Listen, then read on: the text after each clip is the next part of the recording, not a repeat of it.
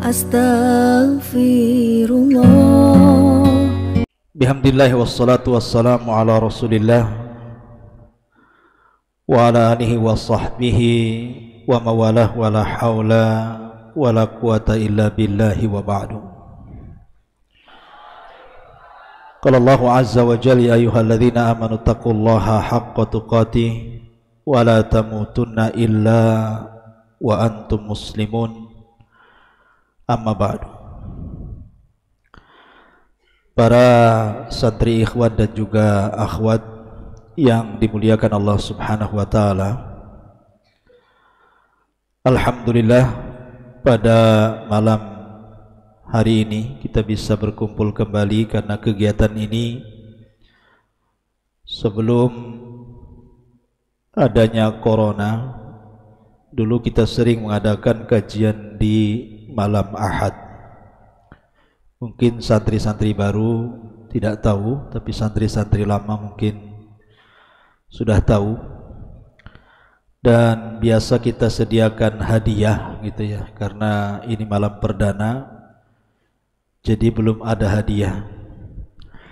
Hadiahnya beli sendiri ya. Ma'asyiral muslimin yang dimuliakan Allah Subhanahu wa taala. Tema di malam hari ini kita akan membahas tentang keutamaan surah Al-Kahfi. Ma'asyiral muslimin yang dimuliakan Allah Azza wa Jalla, santri ikhwan dan akhwat, bicara tentang surah Al-Kahfi. Surah ini disunnahkan dibaca pada hari Jumat. Bukan tidak ada alasan kenapa di hari Jumat kita disunnahkan dan dianjurkan baca surah Al-Kahfi. Bukankah surah-surah dalam Al-Quran itu banyak? Ada Al-Baqarah, ada Al-Imran, ada An-Nisa, Al-An'am, dan surat-surat yang lainnya yang terkumpul dalam Al-Quran yang 30 juz itu. Tapi kenapa pula kemudian surah Al-Kahfi dijadikan surat yang dilanggengkan, disunnahkan dibaca setiap hari Jumat? Ulama mengatakan karena membaca surah Al-Kahfi, baik 10 awal dari surat Al-Kahfi ataupun 10 akhir daripada surah Al-Kahfi, atau mungkin secara keseluruhan, itu bisa menghindarkan kita dari sebesar-besarnya fitnah yang ada di permukaan bumi. Apa fitnahnya? Fitnahnya adalah fitnatu Dajjal. Fitnah menghadapi keluarnya Dajjal.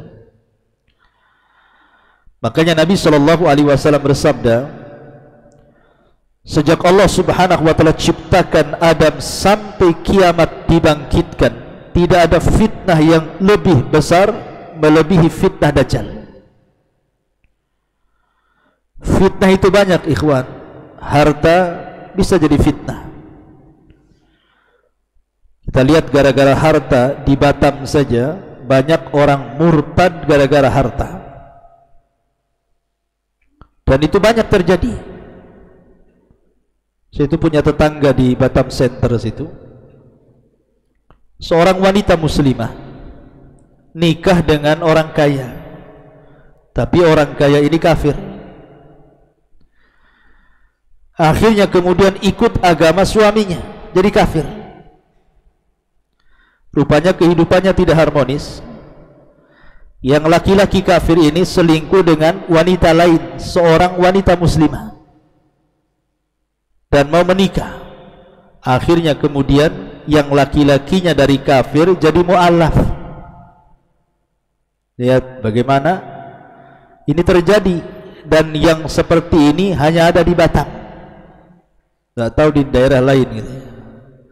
Gara-gara menikah dengan seorang kafir jadi kafir. Artinya harta ini bisa jadi fitnah. bisa menjual agama dengan harga yang murah.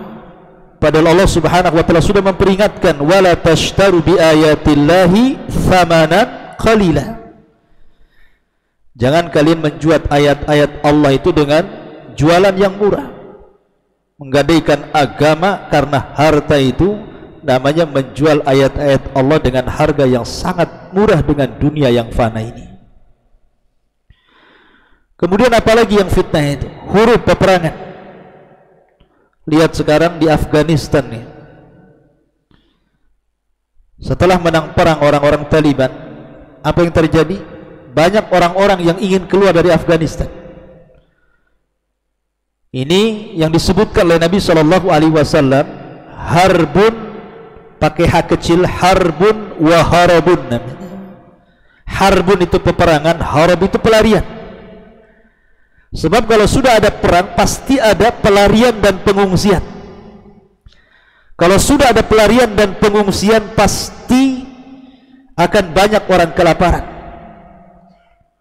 Artinya perang itu fitnah karena terancam nyawa, terancam keluarga, terancam harta dan ekonomi, dan begitu seterusnya.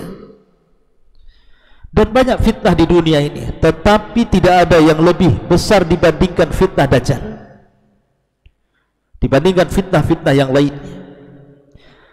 Lah saking besarnya fitnah Dajjal inilah, makanya Nabi SAW pernah mengatakan dalam sebuah hadis, iyakhruj fikum fa ana hajijudunakum. Kalau Dajjal hidup di zamanku, kata Rasul, aku yang akan menghadapinya. Kalian tidak usah menghadapi dia, aku yang menghadapinya. Tetapi wa iyakhruj fikum wa ana mayyitun fa kullu nafsin hajijuduna. Tapi kalau Dajjal hidup sepeninggal diriku, kata Rasul, maka kalian akan menghadapi Dajjal sendiri-sendiri. Ketika itu kullu nafsin dha'iqatul maut, setiap jiwa pasti mati. Karena Dajjal tidak bisa dikalahkan dan dibunuh kecuali oleh seorang nabi. Tetapi Nabi SAW sudah memberikan solusi bagaimana cara menghadapi fitnah Dajjal itu. Salah satunya, kita disuruh untuk berlindung dari 4 perkara dalam salat sebelum salam. Allahumma inni a'udzubika min adzabi jahannam wa min adzabil qabri wa min fitnati al-mahya wal mamat wa min fitnati syarri masihi dajjal. Suka dibaca antum dalam salat atau langsung salam gitu ya. Kemudian yang kedua, salah satunya dengan membaca surah Al-Kahfi 10 ayat, atau di awal atau di akhir. Boleh di awal, boleh di akhir, atau sebaiknya semuanya.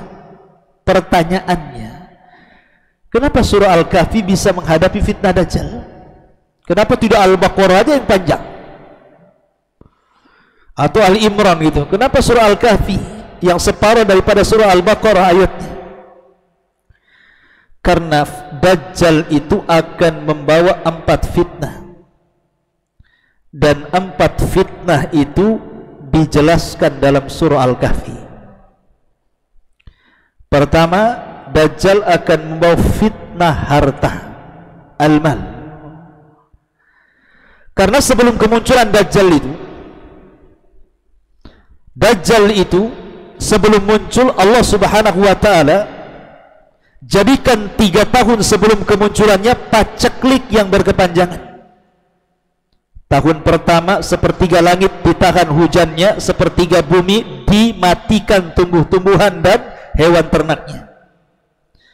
Tahun kedua, 2/3 langit ditahan tidak hujan, 2/3 pula bumi gersang, mati semua tumbuh-tumbuhan plus binatang ternaknya. Tahun ketiga, semua langit ditahan, tidak ada hujan 1 tahun, semua gersang di mana-mana, hewan ternak mati, banyak orang kelaparan. Di saat itulah Dajjal muncul. Jadi Dajjal itu kalau seandainya datang ke sebuah daerah yang gersang kering kelontang itu, tidak ada tumbuhan, tidak ada hewan, maka Dajjal akan menawarkan kepada penduduk negeri, maukah kalian mengakui aku Tuhan kalian? Kalau kalian mengakui aku Tuhan kalian, kusuburkan ini. Maka banyak daerah-daerah yang ingin subur, akhirnya mereka menuhankan Dajjal. Ketika mereka bersaksi bahwa Dajjal adalah Tuhan, maka Dajjal pun kemudian membuat daerah itu hijau ranum, tumbuh-tumbuhannya, berbuah, biji-bijiannya, bahkan binatang-binatang ternak yang mati dihidupkan kembali. Itu kalau ikut Dajjal kayak gitu tuh. Tapi kalau menentang Dajjal, sebaliknya sudah kering kelontang, makin disusahkan kehidupannya. Makanya Dajjal itu kalau seandainya memberikan sesuatu kepada manusia, apapun yang diminta dikasih.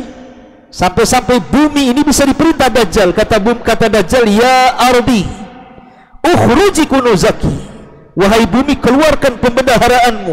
Keluarlah dari bumi, perut bumi itu berbagai macam tambang, emasnya, peraknya, jamrudnya, macam-macam keluar.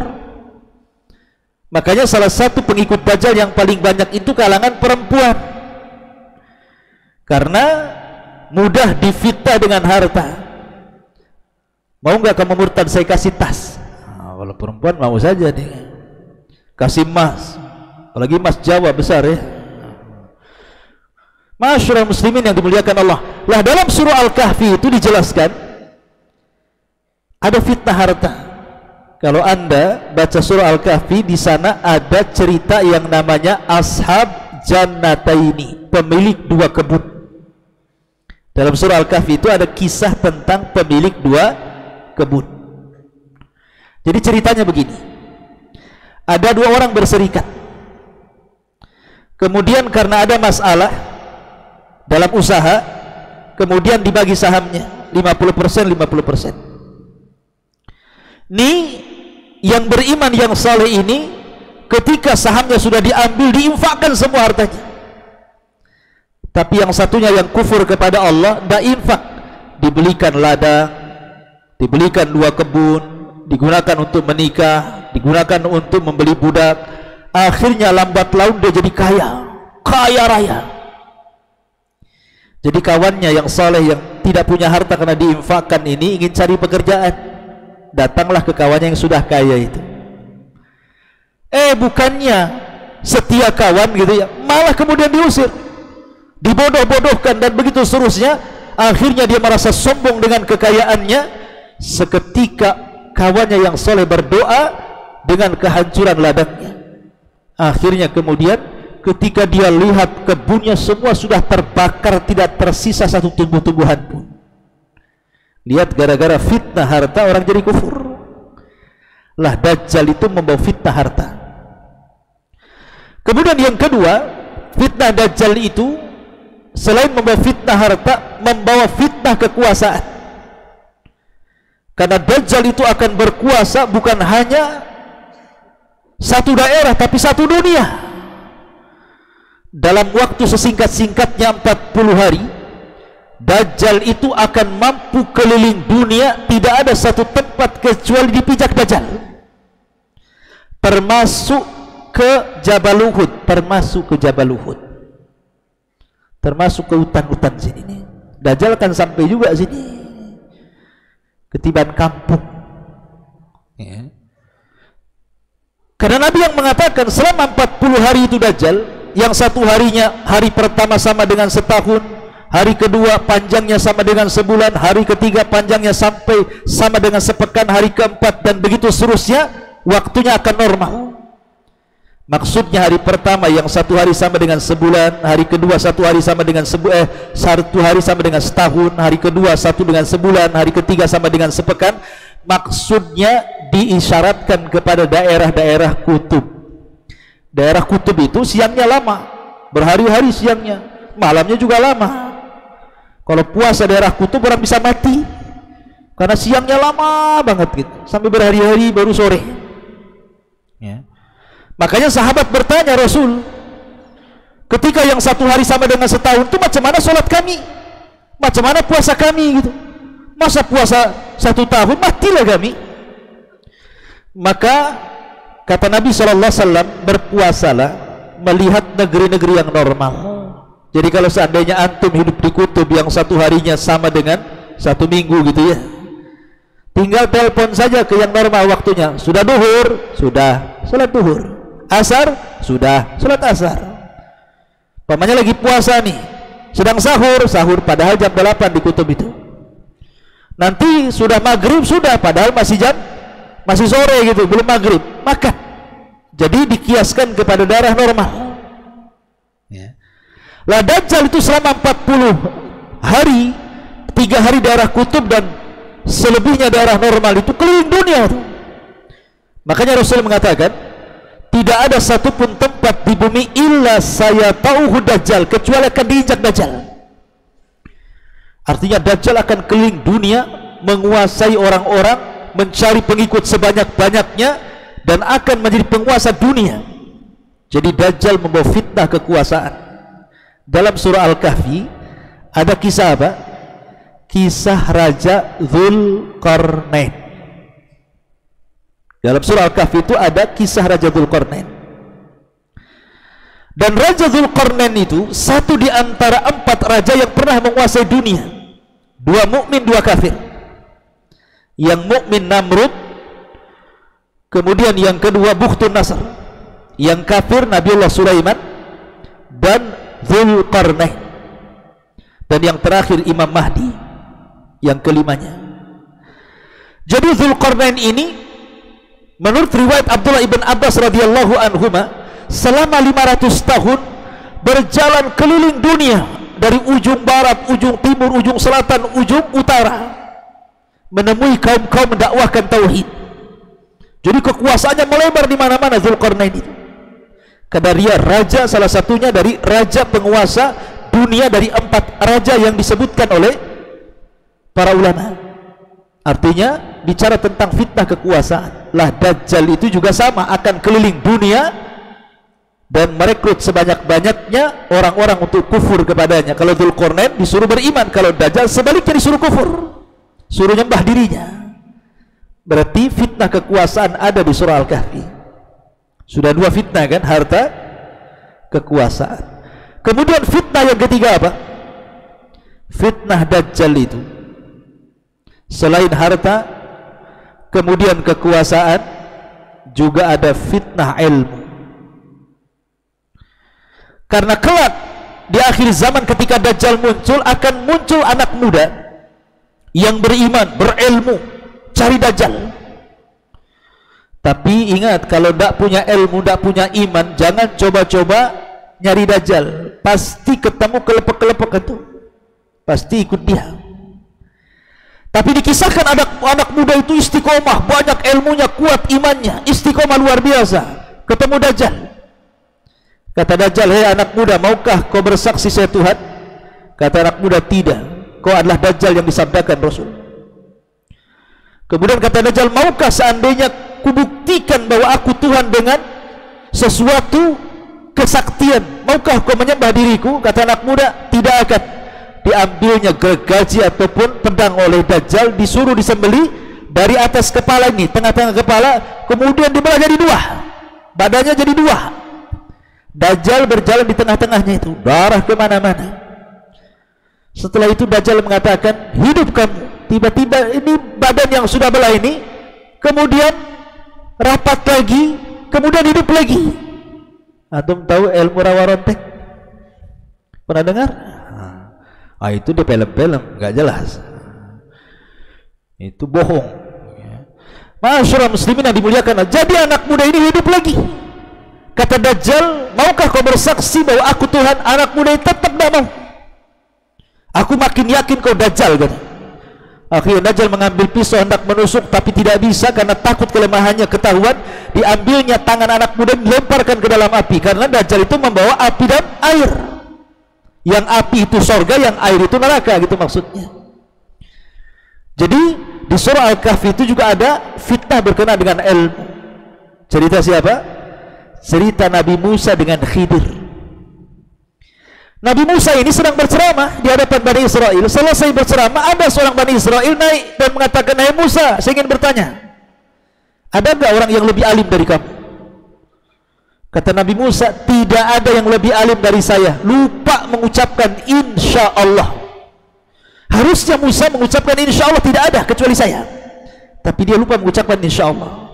Gara-gara dia lupa mengucapkan insya Allah, akhirnya Allah pun hukum Nabi Musa dan mengatakan, ada di sana ada orang saleh, dia punya ilmu, kau tak punya, kau belajar sama dia.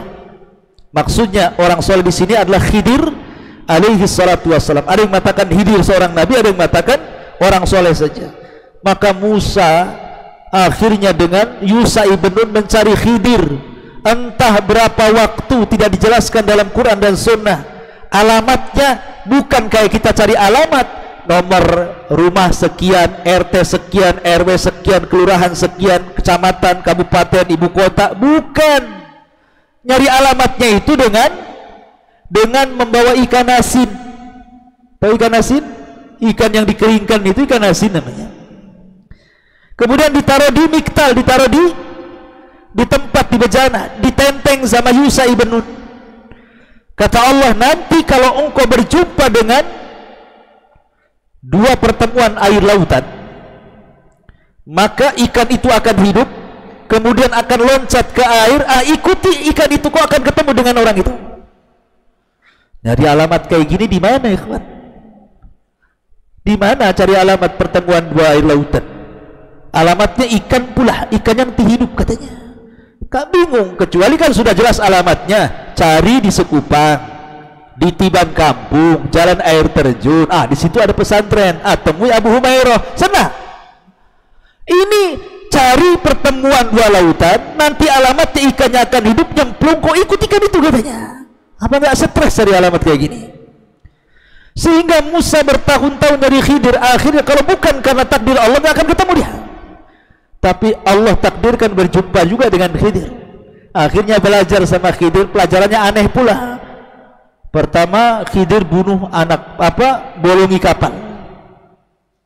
Naik kapal, kemudian setelah sampai kapalnya dibolongi. Kemudian keluar dari kapal, ada anak kecil ditangkap, disembelih. Kemudian ada rumah mau roboh, tiba-tiba diperbaiki, gak jelas siapa orangnya. Kata Nabi Musa, ini apa ini? Ilmu apa kok? Main bocor-bocor kapal, bunuh-bunuh orang, benerin rumah orang, gak jelas kan ini.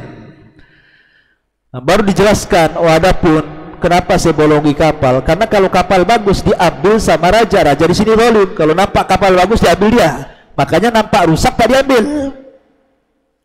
Adapun anak ini kenapa saya sembeli? Ini anak ini kalau besar durhaka sama orang tuanya, dia bisa bunuh orang tuanya. Sebelum dia bunuh orang tuanya, aku bunuh dulu dia. Tapi Khidir tahu karena dia nabi, dapat wahyu. Jangan pula bunuh-bunuh orang. Kenapa kau bunuh orang? Nanti jadi jahat tuh kalau besar. Nggak bisa ya. Kita bukan nabi, tahu wahyu. Ya. Adapun kemudian bangunan yang roboh itu yang punya anak yatim, kasihan. Orang desa sini bakhil. Di bawah rumah itu ada harta karun. Kalau sampai roboh rumah ini, kata orang harta karun dicuri sama orang kampung. Ini yang punya anak yatim, kita perbaiki. Dapatlah ilmu dari sini. Intinya bahwa ada fitnah ilmu. Terkadang dengan ilmu orang bisa takabur, terkadang dengan ilmu orang bisa tawadhu. Maka Dajjal itu juga membawa fitnah ilmu. Fitnah harta sudah ada dalam surah Al-Kahfi. Fitnah kekuasaan ada dalam surah Al-Kahfi. Fitnah ilmu ada dalam surah Al-Kahfi. Kemudian fitnah agama, ini yang paling bahaya.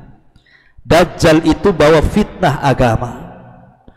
Siapapun yang berjumpa dengan Dajjal wajib dan harus menanggalkan agamanya, harus menuhankan dirinya dan meninggalkan Allah Azza wa Jalla. Itulah fitnah Dajjal. Sampai Dajjal itu masuk ke perkampungan dari orang Badui, orang Arab yang jahil-jahil itu. Kemudian Dajjal ngomong, kalau sekiranya bapak kalian kuhidupkan, mau nggak kau nuhankan saya? Kau bercanda Dajjal. Betul tak katanya. Dibawanya orang-orang kampung itu ke kuburan. Kemudian kata Dajjal, hei penghuni kuburan, bangkit kalian. Bangkit semua. Ya, emaknya yang sudah mati bangkit, bapaknya yang sudah mati bangkit, atuknya yang sudah mati bangkit, semua bangkit semua. Tuh bayangkan, yang sedih gara-gara ibunya meninggal terhibur, lama mak bisa hidup balik katanya. Kata maknya, hei anakku sini, Aku hidup gara-gara si Dajjal, dia Tuhan karena bisa menghidupkan aku, sembah dia. Padahal orang-orang yang bangkit dari kuburan itu bukan asli, tetapi syaitan yang menyerupai ibu bapa mereka. Tapi karena orang jahil, akhirnya mereka percaya saja, akhirnya ikut Dajjal, ditinggalkannya tauhid jadi syirik menyembah Dajjal. Itulah fitnah agama. Maka dalam surah Al-Kahfi ada cerita tentang fitnah agama. Apa? Cerita Ashabul Kahfi. Anak-anak muda ketika itu kerajaan Romawi sedang mengadakan pesta menyembah berhala. Diundanglah para pejabat daerah-daerah itu. Mungkin kalau bahasa kitanya diundanglah gubernur, wali kota, pokoknya disuruh ke Jakarta sana. Lah anak-anaknya pejabat ini, anak wali kota, anak gubernur, anak menteri, ada anak-anak pejabat ini orang-orang yang beriman, yang tidak suka dengan penyembahan berhala. Akhirnya ketika sampai di kota, kok ini perayaan ngapain berhala? Akhirnya nyingkir satu, kemudian nyingkir 2, 3, 4, sampai ada 7 anak muda. Tidak ada koordinasi, tetap berkumpul saja di situ. Akhirnya memberitahu bahwa ini kesyirikan, tidak boleh. Akhirnya ditangkap sama raja, disuruh tobat. Kemudian anak-anak muda ini meminta 3 hari. Nanti kami pikirkan dulu. Rupanya 3 hari dibuat kabur. Kabur, dia akhirnya sembunyi di gua. Gua yang dalam disebut Al-Kahfi. Kalau guanya tidak dalam disebut Ghar. Makanya ada Ghari Hira, Ghari Thur. Gua Hira, gua Thur. Itu guanya pendek, lobang, itu saja. Tapi kalau dalam itu disebut Al-Kahfi dalam bahasa Arabnya. Lah anak-anak muda itu masuk di gua Al-Kahfi itu. Makanya kisah ini disebut Ashabul Kahfi. 300 tahun lebih ditidurkan di situ, enggak bangun-bangun. Mungkin kalau antum ditidurkan 300 enggak ada Jabal Uhud ya. Bangun udah enggak ada semua, nih kawan-kawan mati semua, udah masuk Tamiyang semua. 300 tahun. Bukan waktu yang lama, mau sebentar 300 tahun ya. Dihidupkan, mata uangnya berbeda. Jadi mereka sampai, padahal mereka anak pejabat, kurang apa dengan dunia? Mereka kaya, orang tuanya kaya, punya istana, tapi mereka menyingkir karena menyelamatkan agama. Lah Dajjal itu mau fitnah agama. Karena Dajjal itu mau fitnah harta, mau fitnah kekuasaan, mau fitnah ilmu, mau fitnah agama. Makanya surah Al-Kahfi ini kalau dibaca bisa melindungi kita dari Dajjal. Makanya di hari Jumat biasakan nanti para musyrik tolong arahkan santri ini setiap malam Jumat baca surah Al-Kahfi, karena itu bisa melindungi fitnah Dajjal. Ya minimalnya 10 ayat antum hafal, karena itu bisa melindungi fitnah Dajjal. Wallahu alam ikhwan, ini karena ini perdana kajian kita. Insyaallah mungkin setiap hari Ahad kita kajian, ada hadiahnya yang bisa jawab, ada pertanyaan gitu ya. Yang bisa jawab dapat hadiah. Hadiahnya macam-macam. Ada patato. Tahu patato?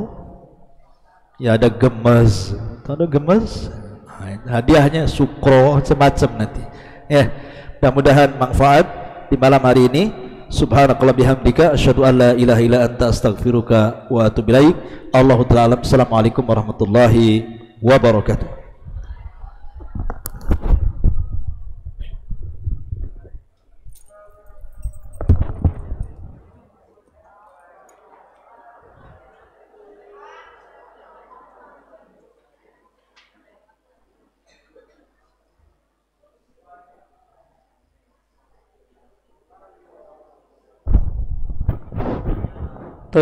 Untuk anak akhwat keluar duluan dari dalam masjid. Untuk akhwat dipersilahkan untuk keluar dari dalam masjid.